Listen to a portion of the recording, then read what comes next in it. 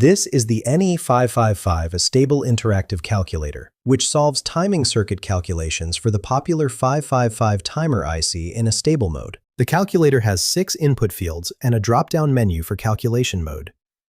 The drop-down offers 6 options: calculate frequency from R1, R2, C, calculate duty cycle from R1, R2, calculate R2 from frequency, R1, C, calculate C from frequency, R1, R2, calculate R1 from duty cycle, R2, and design component values from F and duty. For this demonstration, I'm using calculate frequency from R1, R2, C. The input fields are R1 in ohms, R2 in ohms, C in microfarads, frequency in hertz, duty cycle as a percentage, and VCC in volts. Let's work through an example.